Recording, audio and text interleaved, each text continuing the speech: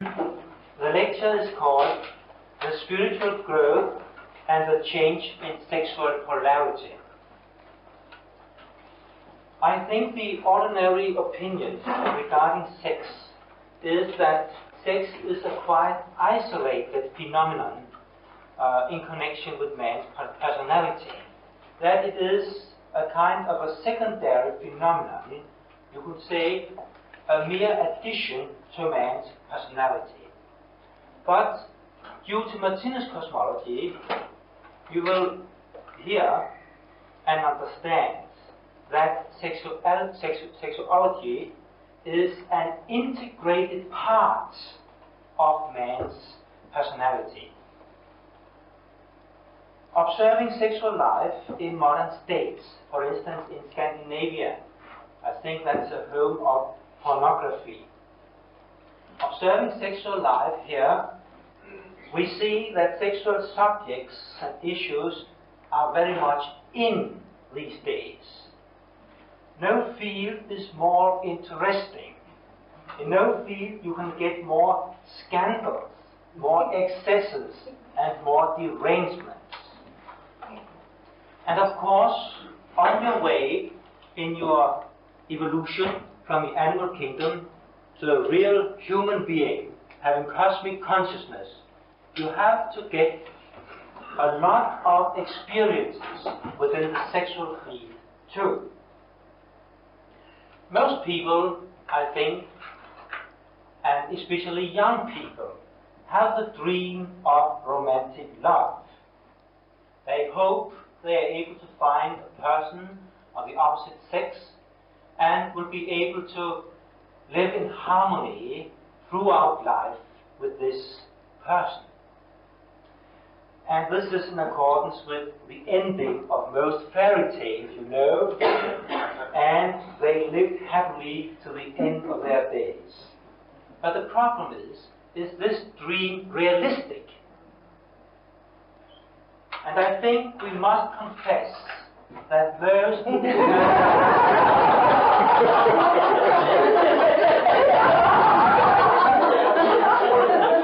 must confess that many modern marriages are a very unstable relationship, because it is so difficult to modern married persons to have their interests in harmony with each other, to have mutual interests. And we see how in, for instance in Denmark, and I think in most part of the civilized world, the numbers of divorces is rising enormously. But that is not only due to the lack of harmonizing interests, but also the lack of harmonizing sexual life. We see that married people often have different needs for sexual activity. They can have different needs regarding kind of sexual life and different needs regarding degree of sexual needs. And this sexual desire, nevertheless, is a very strong desire. And we see that it is often followed by a reaction feeling when you are not having your desire satisfied, either because the partner is not interested or because you have rivals. Then you have this reaction feeling of jealousy. And the Norwegian painter Edvard Munch has, in a marvelous way, I think, described this feeling of jealousy. You see this person in his fantasy seeing his own wife naked to a stranger. We know that jealousy is a very strong feeling which makes many tragedies in marriage and sometimes lead to murder even. These strong forces of sexual desire and of jealousy is deeply rooted in man's personality and must have its origin in a strong attraction between the male and the female and between man and woman. Both parts, Martinus explains, has a desire for possessing, yes, even for owning a person of the opposite sex, a being of the opposite sex. On this next picture, you have really an illustration of this situation. You see this young couple. You see how they, so to speak, try to make their own little micro world apart from the rest of the world. You see how especially he is trying to possess his girl, and undoubtedly he is hoping to have all kinds of happiness in his relationship with this girl the rest of his days. But his chance, and her chance of course, to have this wish fulfilled, to have a really happy marriage, we must say, is very little today. I think those of you who are not very familiar with Martinus cosmology will be very astonished when you hear that due to Martinus, really happy marriages are only found in the animal kingdom and not among men. And of course, I feel obliged to explain that a little further. In the animal kingdom, we find the perfect, the harmonious kinds of marriage. Why? Because only in the animal kingdom he and her shoots to each other, His desire to possess, to dominate, to oppress, and even to bully the female shoots her feelings and her desire to be possessed and be oppressed and even to be bullied. This analysis of Martinus is confirmed by the Austrian biologist Konrad Lorenz. Konrad Lorenz has studied animals very thoroughly, and among others, fishes he has studied. And he has found out, for instance, that the female fish is excited enormously sexually when she is hounded and bullied by the male fish. So you see, we have to conclude that this dominating has an importance in the animal kingdom in the sexual activity between the male and the female. And it makes some kind of a harmony. She has the female, which is 100% a female. Her desire is to be subdued by a male, and of course to be protected by a really strong male. Her and her youngsters, her young ones, of course. And among these animals, we also see a sexual harmony, because the sex is only taking place in the mating time and having the purpose of propagating.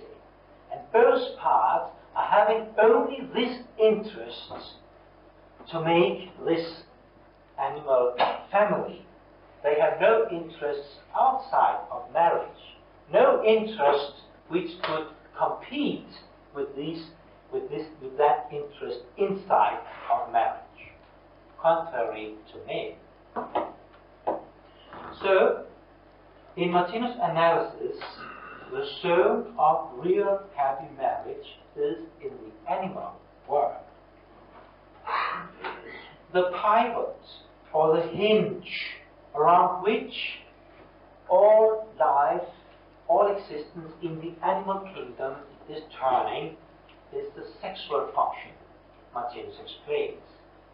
Because the sexual function represents the most intensive feeling, you can say the highest feeling or blissful feeling that the animals are able to experience, and human beings too.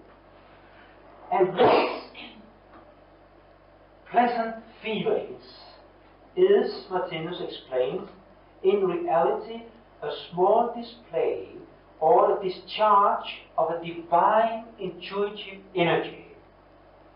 But this intuitive energy is ruled by instincts, and therefore this high energy, in reality a divine energy, can only be expressed and experienced through the sexual organs, and they are ruled by the instincts, and they are only experienced in the sexual intercourse. And therefore we see the significance of making a couple in the animal kingdom. We see why they are having their rotting fights between males in the animal kingdom.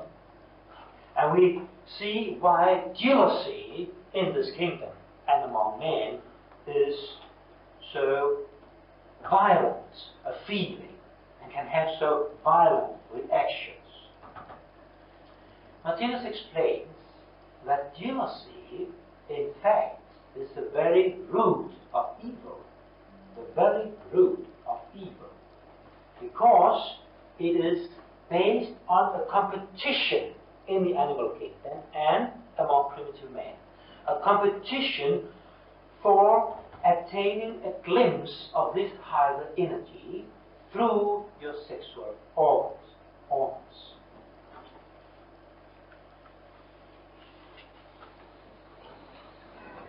The division in males and females is normal in the animal kingdom. But this division in two sexes is not normal in the universe. Among perfect beings, for instance, beings having cosmic consciousness, those beings are not divided into two sexes, in males and females, in men and women. They are whole beings, whereas animals and men are only half beings. And to be a whole being means that those individuals have both sexual poles fully developed within their nature, within their personality. Both the masculine pole and the feminine pole fully developed. And only then you can appear as a perfect being, a whole being, and only then you can be one with the Godhead. Because, as you always know, the Godhead is neither a man nor a woman. Godhead, our Father, Mother, you could say, is a representative of a balance between both sexes. But in the animal kingdom, and in the period in which we live for the moment, this evolutionary period in which we are having some very important experiences in order to come further in our evolution. In this period, we are, so to speak, in an artificial way, parted, divided into sexes. And every sex, the female sex and the male sex, is culminating in the use of the ordinary in one of the two poles. The masculine beings having a culmination of the masculine pole, and the feminine beings having a culmination of their feminine pole, the feminine sexual pole, while the opposite pole is latent, is out of use, is not in function. But the opposite pole is nevertheless existing. Always we have both poles in our nature, but in that period of evolution in the animal kingdom and in the periods as terrestrial man on our way to become a perfect being, we have only the one pole developed, and therefore we have only experienced a small glimpse of the high divine energies through this ordinary pole. Animals can only experience these glimpses through that ordinary pole. But in the moment the animal starts their evolution towards a human state, then the inner course of this new evolution is the nascent or growing state of their opposite pole. And the opposite pole is situated in the brain. For the female, the opposite pole is the masculine pole, situated in her brain. For the man, the opposite pole is his feminine pole, also situated in his brain. And this opposite pole is growing gradually. And this pole becomes the center of the unfolding of all kinds of intellectuality in primitive and more developed human beings. All unfoldment of creative activity, of humaneness, and of capacity of unselfish love. That is due not to the ordinary pole, but to the opposite pole which is growing forth. And all interests outside of marriage is depending on this opposite pole. The feminine pole in men, the masculine pole in women. Martinus explains or discerns between two kinds of love. One kind having its origin in the ordinary pole, the other kind having its origin in the opposite pole, in the new pole. And the kind of love connected with the ordinary pole, Martinus calls marriage love. Marriage love. And this kind of love is the same as we often, when we say fall in love. That's the same energy.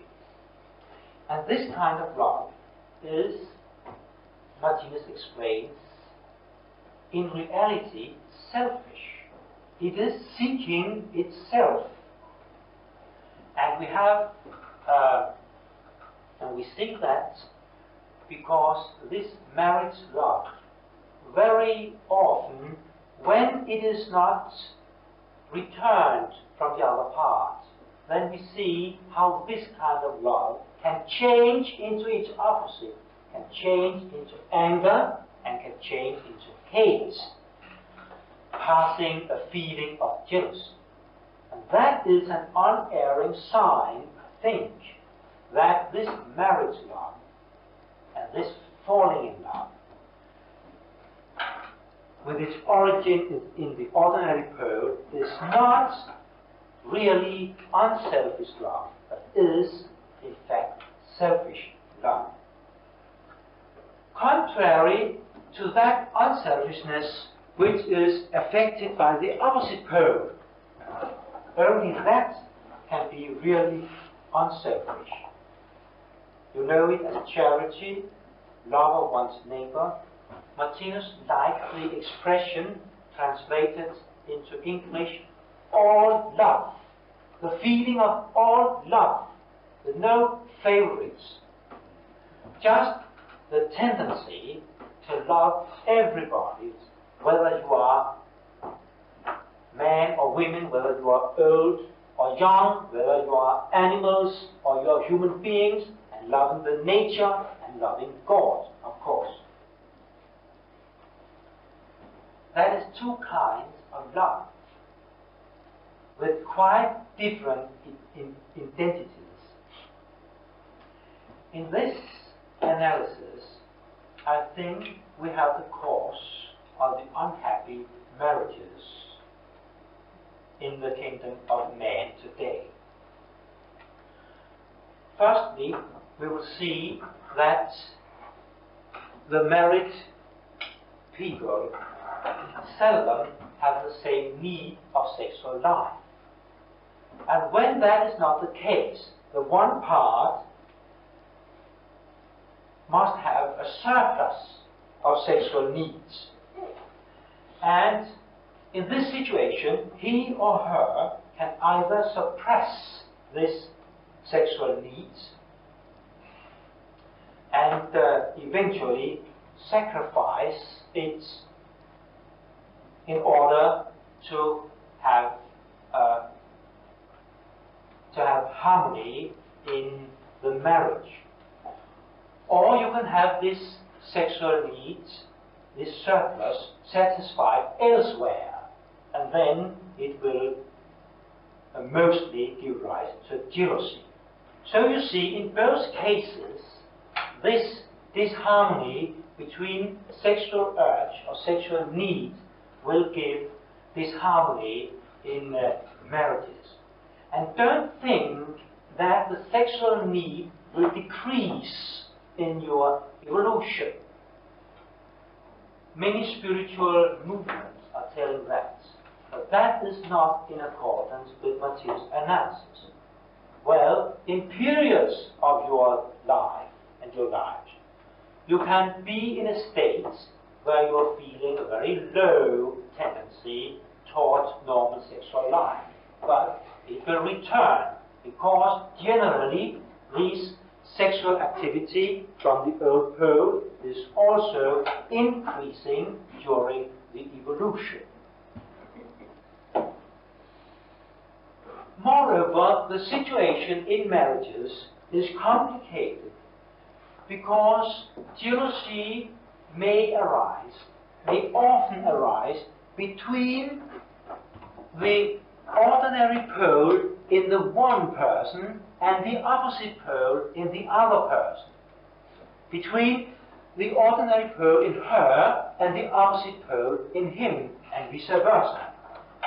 If, for instance, he is a very masculine person, relying very much on his masculine pole, then it follows that he wants to possess his wife, and not only a part of her, but all of her.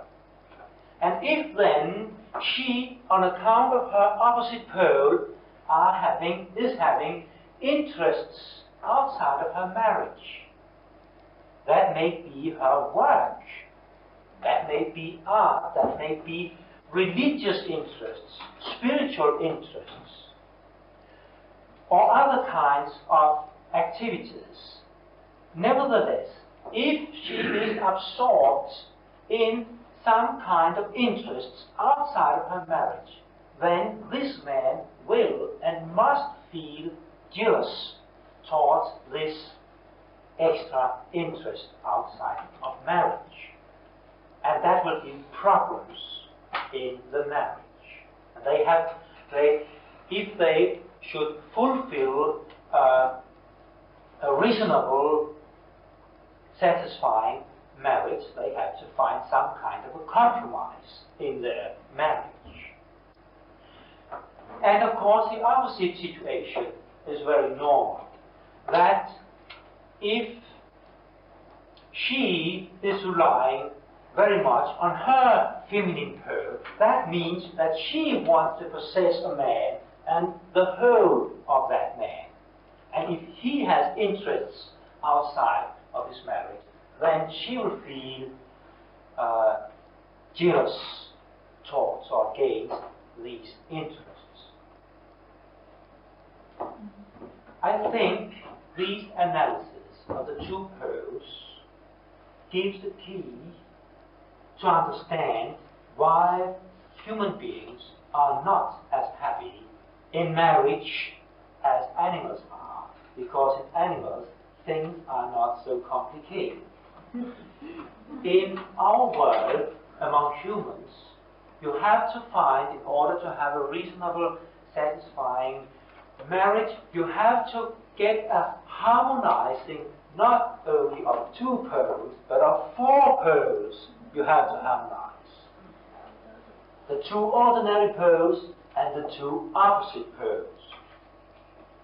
And the only condition of a rather happy marriage must be that both the ordinary poles and the opposite poles are able to be harmonized in a way, so that you have about the same sexual interests, so that you can help each other in that part of life, and that you have your opposite pole so equal developed to the same degree that you are able to have common interests and have the same outlook on life, so that you can speak together about things and perhaps have mutual interest, perhaps taking part in the same work together, making the same things. But Martinus emphasizes that this lucky coincidence of four poles is very seldom in a modern marriage. And he stresses, as you heard on the lawn yesterday, that marriage is not a formula of human relationship for the future. Marriage, in fact, belongs to the past. It was the epoch of Moses in which the marriage was natural. Not even Jesus talked about marriage. He said that in heaven you don't marriage. I don't remember the exact quotation. But he never recommended marriage. And it would be impossible to imagine Jesus in a marriage. And so, with other of the outstanding personalities who have been spiritual teachers to us on this earth. And so to Martinus, he had no wish of marriage. It would be absolutely impossible for him to live in a marriage. I think many human beings, being highly developed and having sexual problems, try to lose their problems by simply avoiding sexual discharge and to be chaste and live in asceticism. But I think we have to say that due to Martinus, this trying is unhealthy. Because, you see, our sexual organs are glands. And glands and organs have the right of normal release. And if you have no partner, well, then Martinus explains, human beings simply have to help themselves. Throughout the lives, the opposite pole is growing gradually from one life to another. And the cause of this growing is the experiences in the daily life. and not least the troubles and the difficulties and the sufferings. All these experiences, and also the pleasant one, of course, all of these experiences are altering both man and woman in the direction that the feminine pole in the man is growing forth, and the masculine pole in the woman is growing forth likewise, and it appears that the man gradually becomes less dominant, less jealous, less self-asserting, and he becomes more empathetic and more considerate. You see the characteristics of the opposite pole. And you will see that the woman, on her part, becomes more independent and not likes to be subdued under a masculine person, be dominated. She becomes more intelligent, more active in outer life, social affairs, and so on. And the aim of this evolution, as you have already guessed, if you didn't use it on beforehand, is that these two poles one day will merge together. There will be a connection between the two poles. And then you become a perfect being. Then you are not anymore a half being for whom it is necessary to live as a couple in a marriage in order to have a reasonable, satisfying existence. But then you are a whole being who is able to contact all of your surroundings and nature. And you will have the feeling of all love against all living beings. And that will be unselfish love, without jealousy, without claiming that you should have return for your feelings towards our beings. And then you have cosmic consciousness. You see this blue color connected with the ordinary sexual pole. And that means, you know, you have been told that the blue color is an expression of the energy of intuition. And intuition is the highest, most sublime energy existing. In fact, this energy is the Holy Spirit. It is God's own thought sphere. And you can have experiences in two aspects of this intuitive energy. You can have it as the most blissful feeling you can have. And you can have it as a kind of recognition. That means as wisdom, as knowing of the structure of the universe. But as long as you can only contact this energy through your sexual organs, well, then you can only experience this feeling or emotional aspect of this energy. But when this pole is connected to the upper pole, then this energy is able to flow into the conscious pole. That means that now you can use this energy in a spiritual way too. And by means of this intuition, you will be able to understand all the fundamental principles and laws of the universe. It is by means of this intuitional energy that Martinus is able to know the plan and the purpose of life and of this evolutionary period in which we are. This perfect human being, this whole being, will not cease to have to use sexual energy. But he will not use the sexual energy only through his ordinary pole. contrary, this energy will now flow to all parts of your organism, meaning that you will have wonderful feelings in your fingers, in your hands, in your fingers, in your head, in your mouth, by your mouth, when touching other living beings. We already see now in sexual activity among modern persons. You can see it in TV, you can see it in television, TV, of course, in films, movies.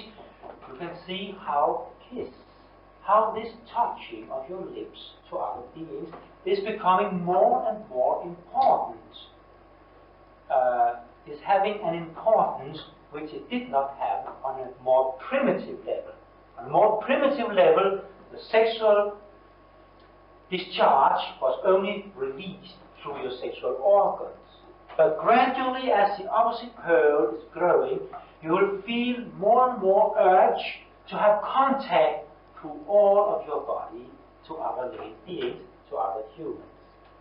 And of course, for a being who is pole, having cosmic consciousness, being double pole, it will be especially pleasurable to be in touch with other humans also being double poles. And this being, this whole being, will, as told before, have no tendency to fall in love. They will not favorite their feelings, their sympathy, only to one person. They don't want to be bound in this narrow relationship only to one person. They have so rich feelings within themselves that they have to give them out to all of the world, and not only to one person. Martinus does not want to influence anybody to go out of marriage. He just like that if people are inclined for marriage and feel that they are going to be happy in marriage, well, then it is natural to them, and then they are obliged, so to speak, if you feel that, then marriage is natural to those people. But if you don't feel inclined for marriage, then it is not natural. And Martinus explains that if you are in marriage, then you have responsibilities, of course, human responsibilities, towards your partner, towards your wife or husband, towards your children, and economic responsibilities. And it would be wrong to break these responsibilities and break marriage. We have to keep our promises, of course.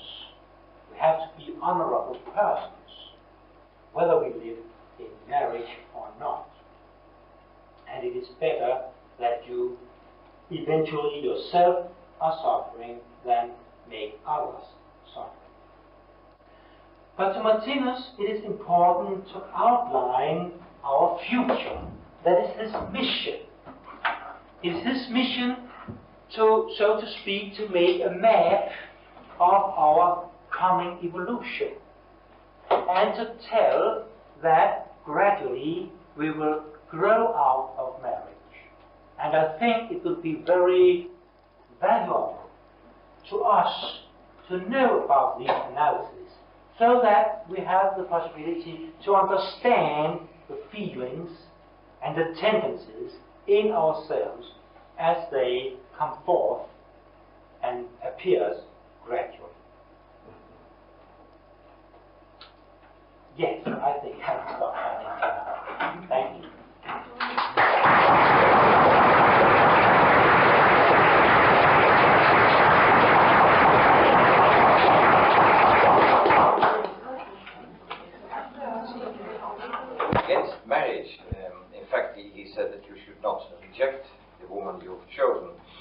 I think there's another person who did say something about his preference for unmarried life, and that was Saul.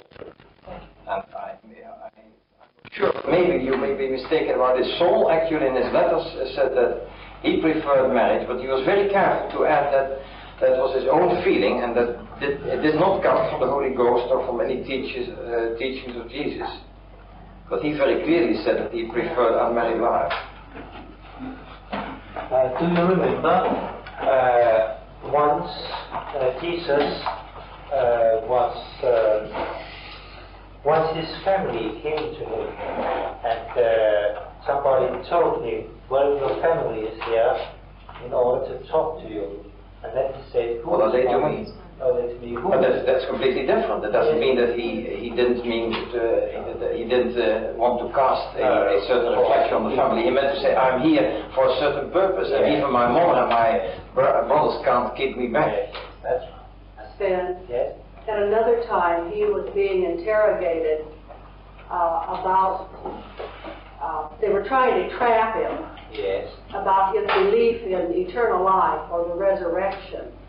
And at that time, in response to his questioners, he said, you do not understand the nature of, eternal life or heaven or whatever words you use to translate. There is neither giving or taking in marriage.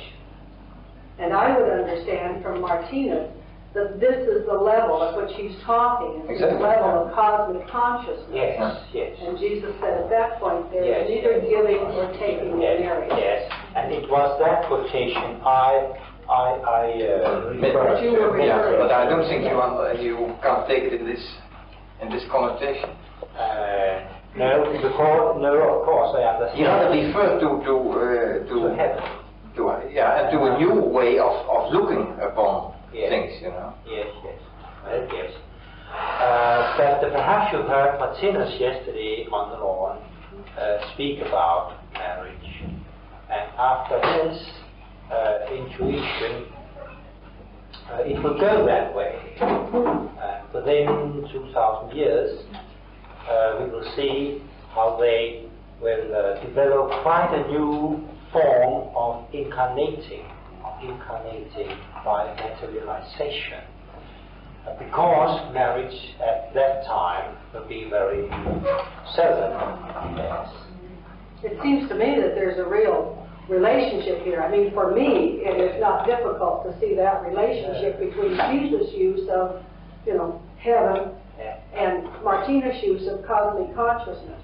This is a period in evolution as I see it. It rings for me. I think Mold has something to add. Yes, I have something to add. And that is that in the time when Jesus was here, well, terrestrial man had not yet developed to the state where we are now. So even if it for Jesus himself should be impossible to marry, he knew that for people around him it was still necessary to marry. And but he said, as Martinus told yesterday on the lawn, that he had more to say, but people couldn't bear it now. And for that the Holy Ghost? Yes. And this Holy Ghost, which Martinus said it was not a person, but spiritual science, that it would take from what Jesus had given. And that is morality, and so the relationship to the Godhead will not be changed. All that is of the human thought and relationship to God, which Christ had, well, that will be in what the Holy Ghost will tell about the future, the things to come. That is what Christ said, that it will take from mine and give to you and tell about the things to come. And the things to come, that is something which people now begin to understand, and many people now really must have, and they need this help. And that is the reason why these analyses come now. I couldn't more agree with you. I'm fully in agreement. But I don't know why you say this to me actually, because my question, my comment had to do with I think a misunderstanding of what Jesus Christ said at the time. And some people, in quoting it in this way, might get an idea about the future, which may not be true, because it may well be that in future there will also be certain marriages, there will be attractions between people, there will still be remaining polarity. And anyhow, for the time being, in our time and in hundreds of years to come, marriage will be a very welcome institute to counter certain things which otherwise would go wrong. Yes, but gradually, yes, of course, this all sorts of Casanovas, you know, will be very glad to have this theory in their pocket. Yes, this evolution will come, well, first to one person and then to another, and gradually to the whole humanity. And there is one quotation from Christ which we have not in our Bible, and I think it was because the church fathers didn't understand it, because they were too masculine to understand it. And it was Salome who asked Christ, "Why? When do thy kingdom come?" And then he answered, "When there will be no man and no woman, and when there shall no more be born by women, and when you will be able to say, mountain, move out. Yes, move, yes." And that shows how he knew, and perhaps in just these surroundings, together with these people, he felt that here he could say it, but mostly people wouldn't understand it. And, well, that is what Sven Ove Rossen was speaking about. When gradually the other pole is developing, then, of course, there will be a time when sexuality has changed, and then man will no more, when he incarnates, be born by women, but will be able to materialize the body, and shall not die, but will be able to dematerialize the body. Christ knew that, but I think it was something of that of which he knew that people wouldn't understand it when he was incarnated here. They already didn't understand. Don't you think that we should stress here that Martinus' cosmic analyses are not dependent on these references to quotation from the Bible? He quotes the Bible now and then, but his cosmic analyses are not dependent on these quotations. They are seen from cosmic point of view, and he builds it up, and I think that Rossen will touch upon it on Friday, don't you think so? Upon the circle of the sexual circles, how the development from plant, where it's dividing into two poles, and it is increasing in the animal kingdom, and in the human kingdom, they are being a whole being again, as you also touched upon. So Martinus' analyses are not dependent on these references, but he referred to the Bible now. May I just ask, I think the quotation you gave is from the so-called secret sayings of Jesus. Where is it? Yes, I think I have seen them both in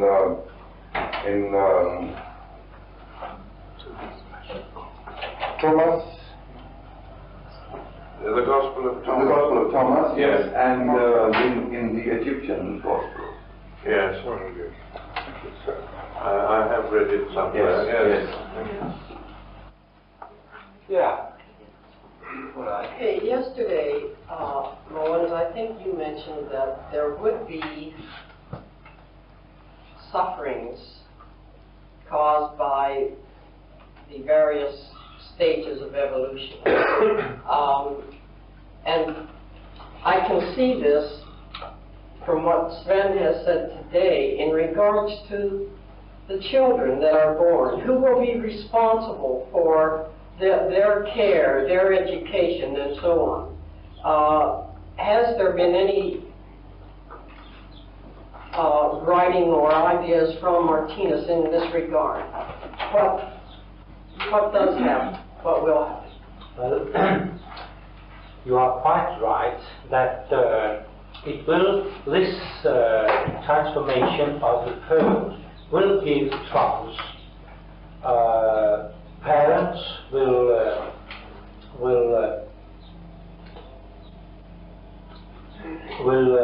by their irresponsible treating of their children, for instance, by divorces, making unhappy states for their children, and thereby a fate for themselves in coming incarnations, so that they themselves will experience being children in divorced marriages. Well, I'm speaking also of children brought into the world where there is no marriage. Yes.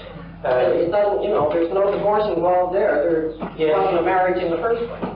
Yes. You remember the analysis about materialization, which would be the end solution of that problem.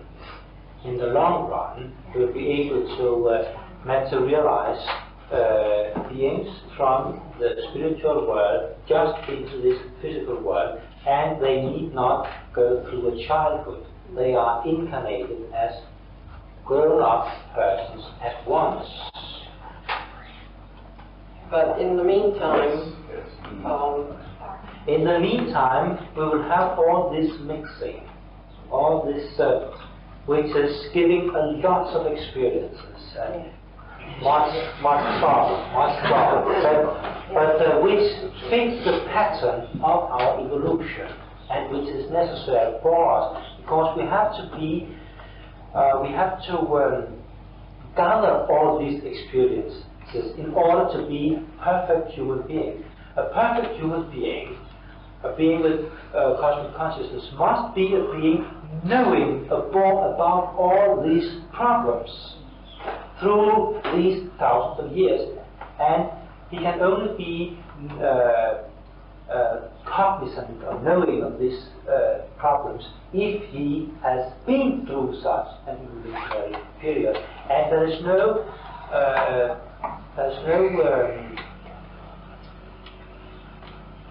no way to come out of these problems when the process is going on. We are in the process, and we have taken the good things and the bad things, and but everything is affecting our inner life and having a purpose. Also the unloving things. Kim first. Yeah. When Martinus talks about marriage, is he talking about marriage with the church, or is he like they have now? They've had quite a while. Is the man and woman living together without getting married? I don't know if they have it in Denmark, but it becomes common law after 7 years. In common law, you are married, but you are not married in the church. Yeah. But you're still living together in a marriage. Yes. You see, whether it is blessed by the church or not, it is a marriage if it fulfills the characteristics of a marriage. And that is that this couple stick together, live together, and have mutual responsibility against each other. Then it is a marriage. And also, going back to the illegitimate children, well, does that mean that the parental instincts will disappear before the birth of children stop? That makes sense. No, these two processes are synchronized. Yeah. Yes, they are synchronized. So wouldn't that, well, I don't know how to phrase the question. Think it over. Yeah, I'd okay. just like to say at this point that Martinus does stress that the parents on the physical plane are the guardian angels of the children up to a certain age, and they are able in consciousness to look after themselves. But they have a responsibility as karmic, because you incarnate through different parents, you are on the level with them, and you do have this role as a guardian angel on the physical plane. I think I should say a few words on that. When the opposite pole is developing, then, and both men and women becomes more and more human. Well, it is a degeneration of the ordinary pole and the evolution of the opposite pole.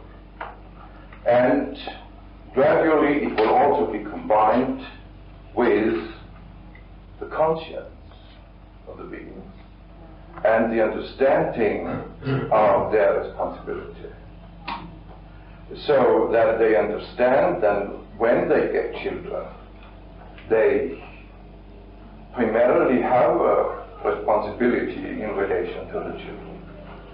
Another thing is that when the opposite pole is developing and society gradually is changing, it is also, there will also be changes in the state, so that there will be possibilities where people who really have the talents in relation to children take care of the children, both men and women. Here in Denmark, for instance, I know that more and more young men now work in kindergartens, and also how can we call it, fritidshjem på engelsk? Well, sort of a play school. Yes, a place where the children come after school because both their parents are working. Yes, and Vibeke, you know Vibeke, she is working at such a place. And she says that there is a very, very good work, both for men and women there, taking care of the children and really feeling the responsibility. And I know that many of these children don't want to go home because they feel better there than at home. May I? When it's on the subject of the hermaphrodites, I understand that reincarnation of a soul is alternately between a male and female. And have these hermaphrodites the wish to return to the sex of their previous incarnation? You see, I mean, the sex business, you know, and I wondered if... Well, according to Martinus, you do not change sex from one life to another. No, because the growth of the opposite pole can only take place gradually. It starts as only a little nascent starting and grow gradually from one life to another life through many, many lives. And if you should change at once from one life to another, that should be quite you should alter your personality perfectly as at once. Yes, that is impossible. The principle you see here in Martinus' analysis is the gradual growth. And to be a masculine person, a real masculine person, and be a real feminine person is identical with being, in fact, a primitive being, a primitive human being. And gradually, as you are developed, the opposite pole is developing. But this opposite pole cannot be fully developed through a couple of years, but only through thousands of years. What happens to these people, these hermaphrodites? Yes. You see, that is abnormal cases. When you have come to a certain point in the growth of the opposite pole, and if you are in a state where you wish to have more characteristics of the opposite sex, and we often see such cases, then it is possible to have this growth of the opposite pole exaggerated. You see that? And to such a degree that it will have its influence also on the physical sexual organs, so that it can appear in an incarnation that you have characteristics of both the physical organs of both sexes. But then you also often hear that such beings are unhappy, and we sometimes note that or hear about operations, because such beings want to get back to a normal sex, and the operations we hear about are often, Martinus explained, simply an operation by which this individual who has come too far into the other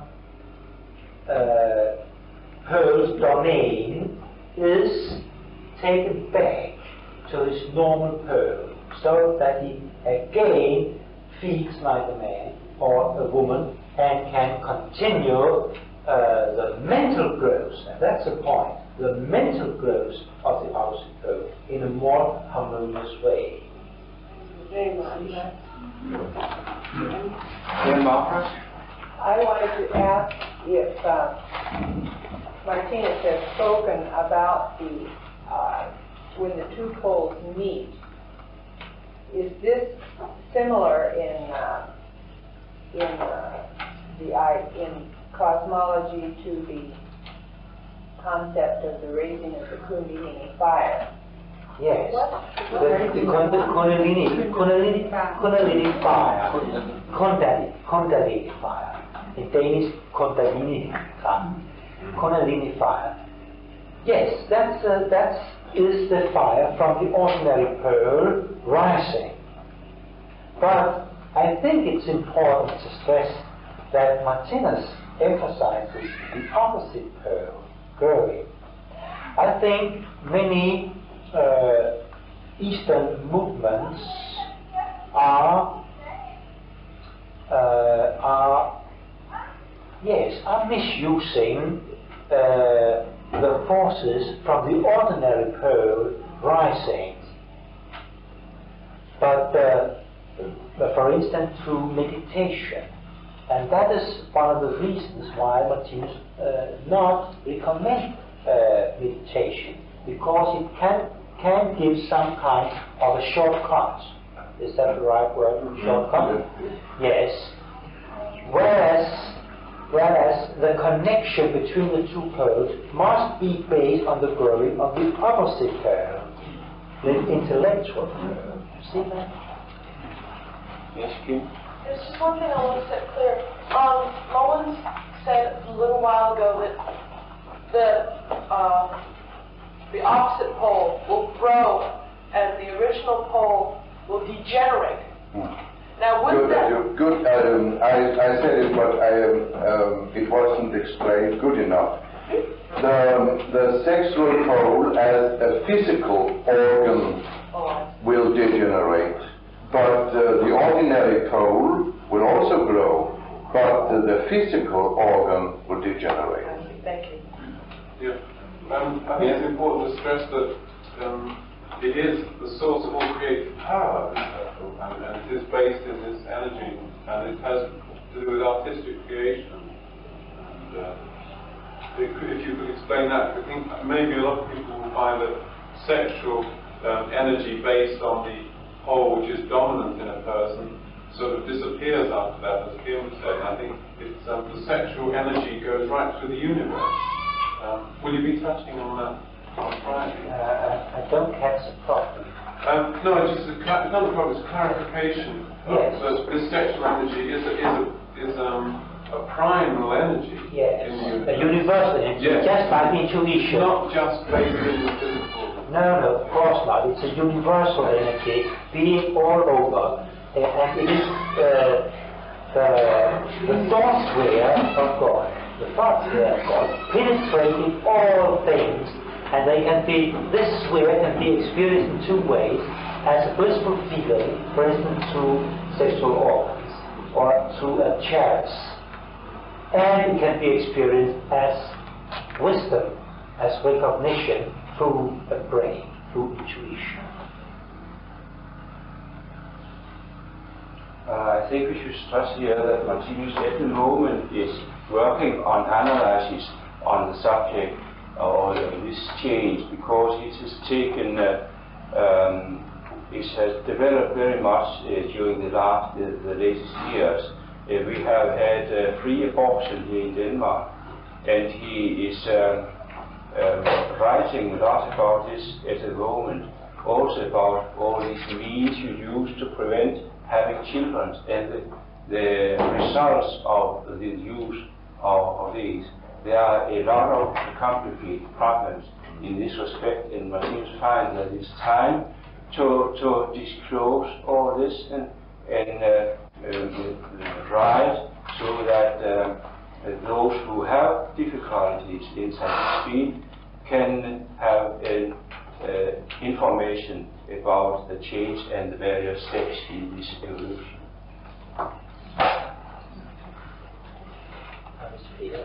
Yeah. Yes. Well, I just wanted to follow up the question about hermaphrodite with a slightly more direct one. Does Martinus say anything about the problem of homosexuality? Yes. That's part of the same problem. That's an over-exaggeration of the opposite pole. Yes. Having the influence that you get conscious in the feelings of the opposite sex sexually, and this homosexuality you will find in different levels of evolution. You will find it on a very primitive level, and I think it's mostly on that level we read about it in the newspaper and Rossen and so on. But we also find homosexualism on a very high and sublime level. But those highly developed humans who feel these things, they are very silent with their sexual life, and if they feel no jealousy in their sexual activity, and if they only by this way want to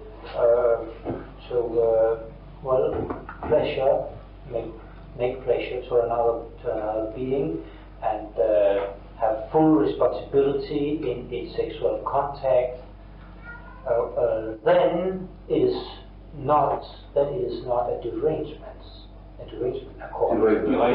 Derailment. Then it is not a derailment according to Martinus, but that is not an aberration. Aberration. Then it is not an aberration to Martinus, but that is only on a very highly developed state. In most of the lower states, we must say it is aberration. Yes. I think it's because it's not the mental or the opposite pole that's developing. It's not the qualities attached to that higher pole. It's the lower tendencies of the opposite pole. Yes. So that you can, for instance, become jealous on account of your opposite pole.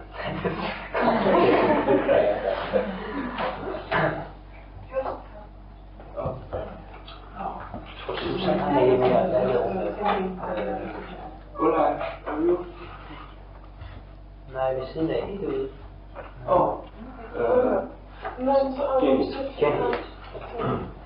Menzo's has anything to add to what you said last year about this problem of changing sex between reincarnations?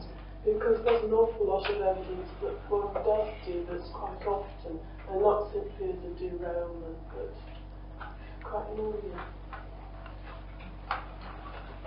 Did you catch it? Yes, whether is it not the fact that one does quite often change sex between incarnations? She suggests that there is a lot of evidence to this. Yes, we heard Nils Olof Jakobsen, the Swedish psychiatrist, being here for the moment.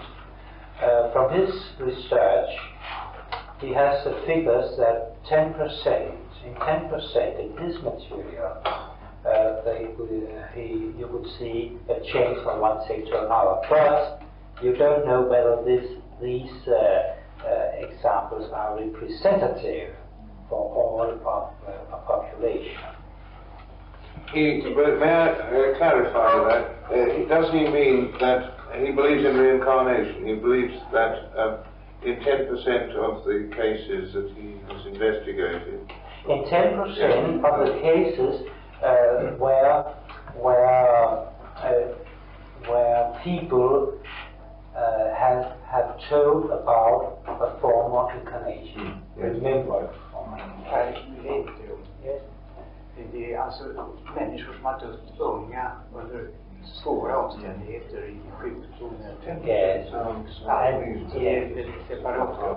Yes, and as Sigurd explains, in this material it is mostly people that has died in a young age under unfortunate circumstances. It's mostly those cases he has in his material, so it is not representative. But in that material, 10% talks about another sex. But you may add that Nils Olof Jakobsen specially told that in all the cases he knew, there was a special wish from the person to get into another sex. Yes. And he couldn't tell if the cases was going from the ordinary to the other sex or backwards. Yes. That he couldn't find. Now we can ask Mogens and Tage, but to my impression from Martinus' explanation, it would not be that big percent, 10%. It would not be. It would rather be under 1%, perhaps a tenth of 1%. Well, most people you come into contact with in these psychiatric cases are not normal cases. They're people. So I think you have to allow. Yes, that's right.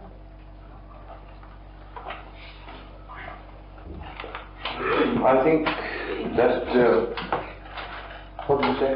In your speech the other day about the children, you said that the children were double pole still, and when you then die in this young age, you could still have that in the other pole so much that you would think that you have been a boy when you was a girl, when you reverse. You know what I mean? I know what you mean, but I'm afraid it becomes a bit complicated because you have started this analysis much more than our guests. Yes. So, I'm not sure it will clarify the problems. Could we? Well, that was the problem. Yes. Yes. Oh, yes. Yes. Perhaps. I'll just say, according to Martinus' cosmology, that when the terrestrial man is very primitive, and for instance the masculine pole is dominating and the feminine pole is latent, then Martinus says there is no possibility of changing sex from incarnation to incarnation. We can't think about, well, just a man like that, with a great beard, and then that he should be a young virgin in next incarnation. It would be such a great change, because he hasn't talent kernels in his superconsciousness for that change. But when the opposite pole is growing more and more, so there begin to be a more balance between the poles. There we have the possibilities. But the natural thing, Martinus says, is that the opposite pole, the masculine pole for the female and the feminine pole for the male, really should be born by the intellectual powers and the ethic powers. That is the normal evolution. And if they are not born by these powers, then the possibility of changing sex is there. But that is not seen in the cosmic perspective, the normal evolution. But when the opposite pole is developing, it is a possibility. But normally it will bring rather great sufferings for the living. Just to say, Martinus feels in cosmic laws and not in things that don't usually. There are always some exceptions. He doesn't deal in exceptions. He deals in cosmic laws. Yes, Margaret? I'd like to ask them, since we have already spoken about man, a person, an individual, a living being, needing every experience, needing all of these different experiences, how we are going to experience the life that man has lived as opposed to the life that woman has lived. Yes, that's a logical question. And on the lecture at Friday, I should go through all the spirals, and I should try to show you that through two spirals we are having all the experiences from the full unfoldment of both poles. But it claims two big spirals. In one spiral, in one period from animal to cosmic consciousness, you are only passing through the one pole, either as a man gradually becoming double pole, or a woman gradually becoming a double pole. And only in aberrations, in special cases, in abnormal cases, you are stepping aside and having a little experiences from the sexual pole of the opposite sex. But I think it's important to stress that not all of us need these experiences in our actual evolution to cosmic consciousness, just as we not need to have all kinds of diseases on this travel. The same way, we are not going all of us to be homosexualists. They're not. On the contrary, when our evolution is normal, as Mons stressed, if our evolution is absolutely normal, then the two poles will not come into balance just before the great birth. And then it's okay. And that it is the exceptions, as stressed, it is the exception, only in the exceptions, and you could call it diseases, that you have this special experiences.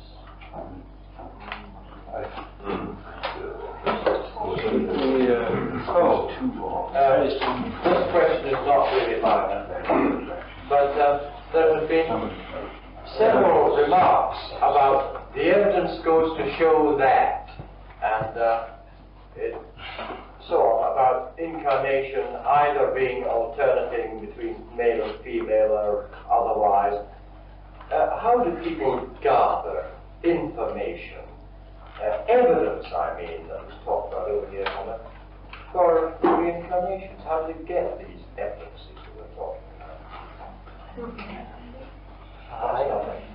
I'm sorry, I didn't get it. That is about cases of People have said there is a certain amount of evidence to show that incarnation alternates between one and the other. Other people have said there is evidence to show that there's 10% of this, and there's evidence to show this. Oh, no, that's true. That's through the research of reincarnation. Perhaps you've heard about Jan Stevenson, the American doctor, looking for cases all over the world of children speaking about a former life. He has gathered very big material in that field, about 1,000 cases, and he has described 20 of these cases very thoroughly in a book called 20 Cases Suggesting Reincarnation. And it is on the basis of materials like that that you have these figures. I think the name of Ian Stevenson has been mentioned a few times. It should be added though that Marco Klausner in Israel, in her research among the Jews, has done certainly as valuable research as Ian Stevenson has done. Oh, Klausner. Marco Klausner. What is her? The only thing is she hasn't written a book, and all the Americans write books, you know. So that's why they become more settled. Well, where is her material to be found? She hasn't written a book, that's just what I said. Articles or? No, I don't think she has produced any articles. No. I heard a lecture from England. German or what? No, she's Israeli.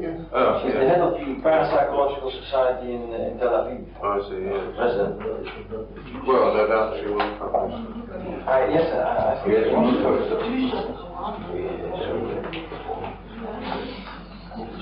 Yeah, as said already, Sven is going to elaborate the great lines on this evolution of the sexual polarity on Friday. So I think we should stop here for today.